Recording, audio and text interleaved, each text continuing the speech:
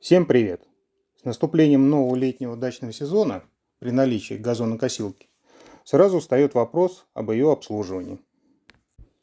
Итак, что входит в большое ТО в начале сезона? И начнем мы с чистки воздушного фильтра. Это первый пункт в нашем техобслуживании. Необходимо проводить эту процедуру каждые 50 часов. Для этого снимаем крышку, достаем поролоновый фильтр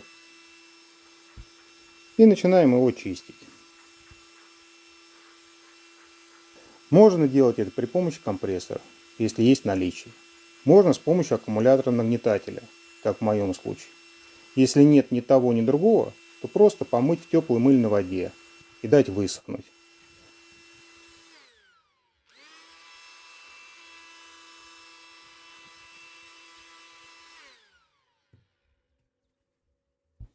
От себя хотел бы порекомендовать дополнительно наносить масло для воздушных фильтров. Это масло пришло к нам из авто и мотоспорта и пропитывает им фильтры с нулевым сопротивлением. Масло позволяет дополнительно защищать от попадания пыли в двигатель. Позже я покажу, сколько грязи после воздушного фильтра непосредственно внутри. Но если в вашей газонокосилке установлен бумажный фильтр, то использовать это масло нельзя.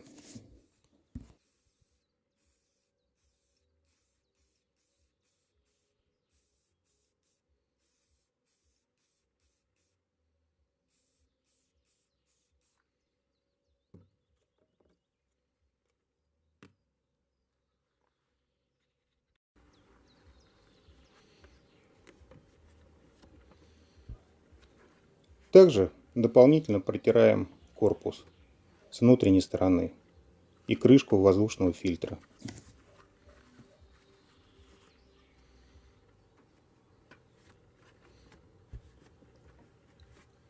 После того, как все почистили, ставим воздушный фильтр на место и закрываем его крышкой. С этим работа с воздушным фильтром у нас закончилась. Второй этап – это осмотр свечи зажигания. Имеются ли пробои, какой зазор между электродами. Для того, чтобы открутить свечу, потребуется свечной ключ на 21.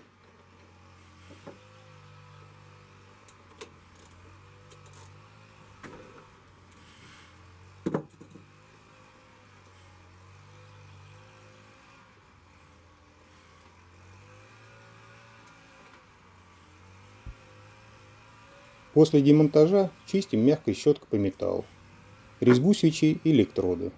Осматриваем и замеряем зазор между электродами. В нашем случае изолятор целый, пробоев не замечено. Берем щуп для замера зазора и проверяем. Замер показал, что зазор между электродами составляет 0,75, что считается практически идеалом. В идеале 0,76. Честно говоря, и не знал, что LG производит свечи. Был, мягко выражаясь, удивлен. За 2 года эксплуатации косилки ни разу свечи не доставал. Эта свеча шла у меня в комплекте с газонокосилкой. Соответственно, маловероятно, что это палево. После чистки закручиваем свечу на место. Так как мы ставим ранее использованную свечу, то протянуть ее необходимо максимум на 1/4 оборота. Если ставите новую, то требуется затянуть ее на 1/2 оборот. Не совсем удобно и снимать, и протягивать, поэтому непосредственно на 1/4 оборота я протянул, уже убрав камеру. Третий этап нашего ТО – это замена масла в ДВС. Для этого откручиваем болт в нижней части ДВС с правой стороны ключом на 10 и даем маслу стечь по специальному желобу, предварительно поставив обрезанную канистру под газонокосилку. Для этого косилка должна быть установлена на ровную поверхность.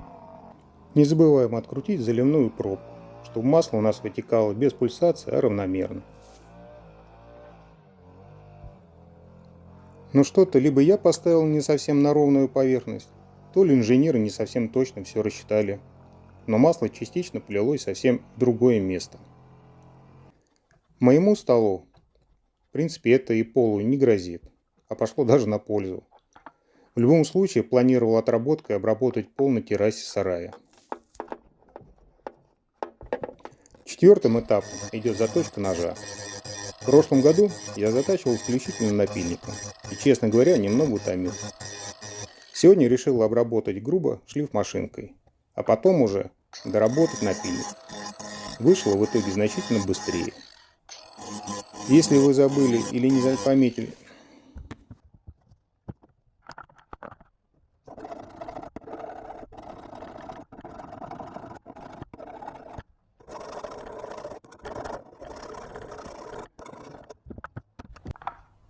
перед тем, как установить нож, мы снимаем пластиковую кожу, которая закрывает приводной ремень. Для этого откручиваем 2 самореза под крест и 2 гайки на 10. Осмотр ремня не выявил каких-либо повреждений или чрезмерного износа, поэтому чистим и собираем назад.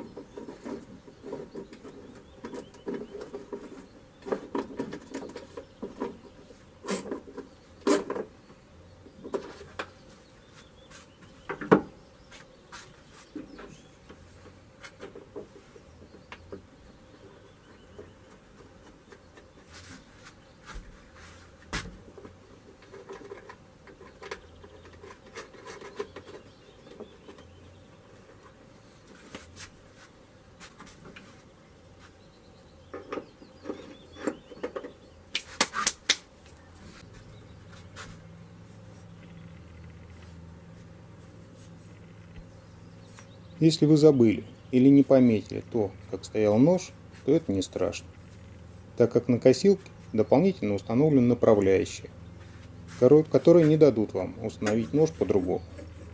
Требуется только внимательно посадить нож в посадочные места и хорошенько затянуть крепежный болт.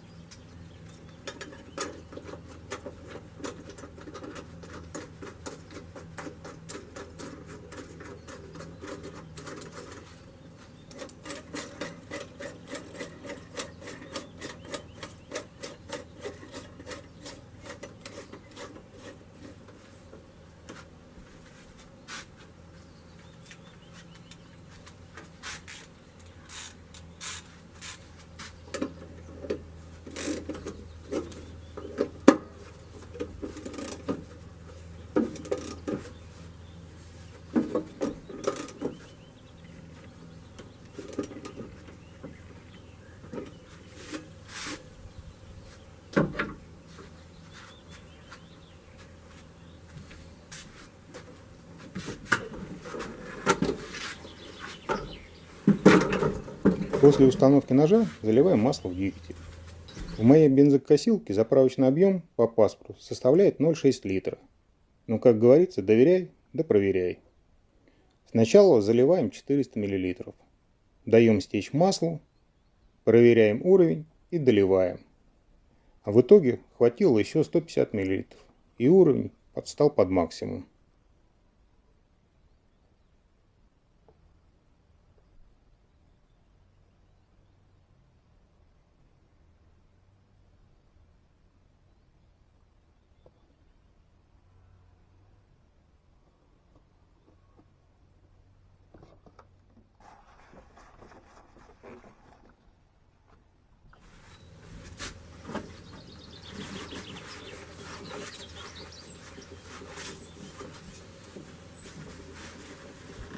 По завершению работ еще раз протираем газонокосилку от остатков масла. Проверяем уровень масла последний раз. И запускаем машину в работу.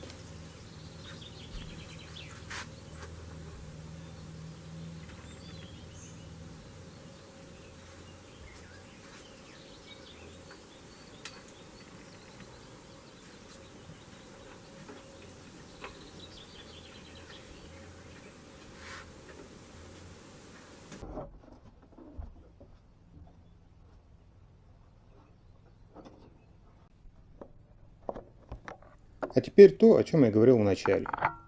Проверим, сколько грязи у нас внутри воздушного фильтра. Вернее, сколько попадает грязи после воздушного фильтра. Для этого снимаем воздушный фильтр повторно и откручиваем нижнюю часть корпуса.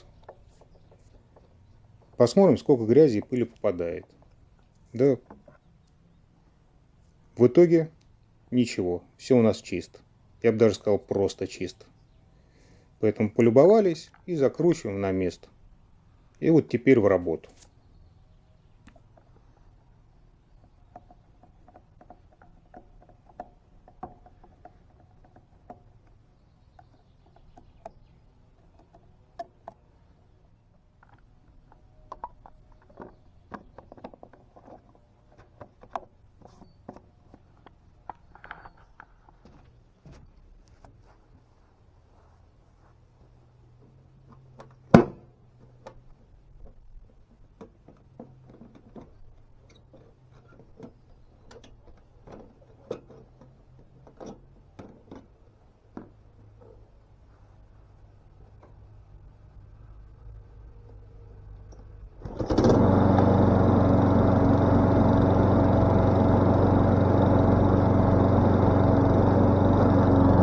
Всем удачи!